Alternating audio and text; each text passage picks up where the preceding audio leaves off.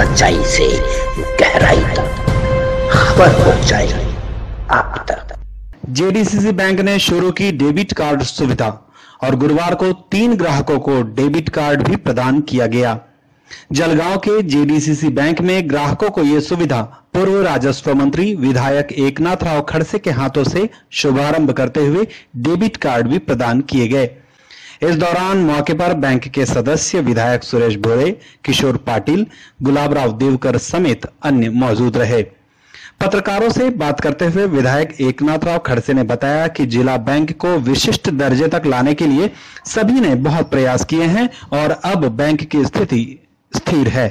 ज्यादा जानकारी देते हुए बैंक की अध्यक्षा रोहिणी केवलकर ने बताया की फैजपूर येथील मधुकर सहकारी कारखान्यासाठी आपण 3,75,00,000चं कर्ज मंजूर केलेलं आहे, ज्यामध्ये त्यांना कर्मचाऱ्यांचा 1 महिन्याचा पगार आणि रंगराजन समितीच्या शिफारशीनुसार जे कर्मचारी शेतकरी आहेत त्यांना पुढील 200 रुपयाचा हप्ता त्यांना द्यायचं जे आवश्यकता आहे ती त्यांना देता यावं म्हणून आपण हा कर्जाचा टप्पा 1 त्यांना मंजूर करून दिलेला आहे। या आधीच्या मीटिंगमध्ये आपण त्यांना जवळपास 3-3.5 कोटी रक्कम आपण त्यांना मंजूर करून दिलेली आहे।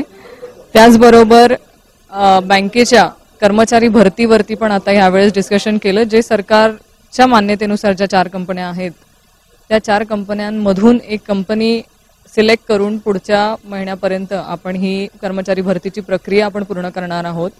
कारण ह्या वेळेस आम्हाला दर महिन्याला कर्मचारी रिटायर होत आहेत आणि कर्मचारी कमी संख्या ही कमी होत जाते। कारण आता उद्या आमचे हे 64 कर्मचारी रिटायर होणार आहेत, जेणेकरून आम्हाला कर्मचाऱ्यांची कमतरता ही जाणवून राहिली आहे।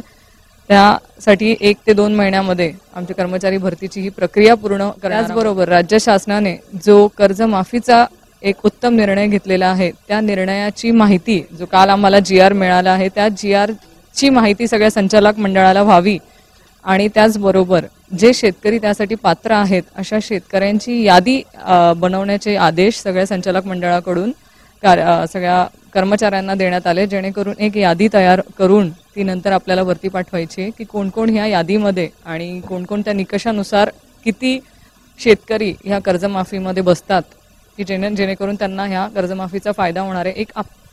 एक रफ आकडा आपल्याकडे तयार असावा, त्याची तसे आदेश सगळ्या संचालक मंडळाकडून सगळ्यांना देण्यात आले।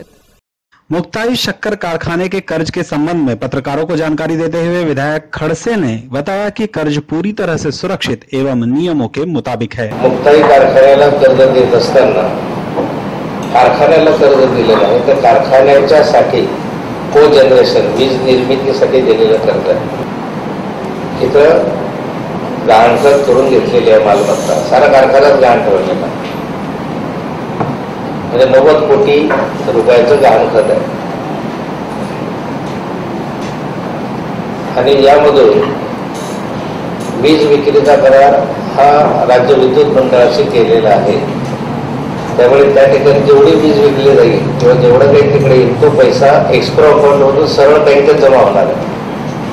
तो पैसा त्यांच्याकडे जाणार नाही, तो सरळ पैसे इथे जमा होणार म्हणजे त्याची खात्री आहे। संचालकों के विचार और व्यवहार को देखते हुए तो यही प्रतीत होता है कि यहाँ ऑल इज वेल है।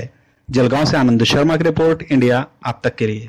आप देख रहे हैं इंडिया आप तक समाचार, सच्चाई से गहराई तक खबर पहुंचाए आप तक।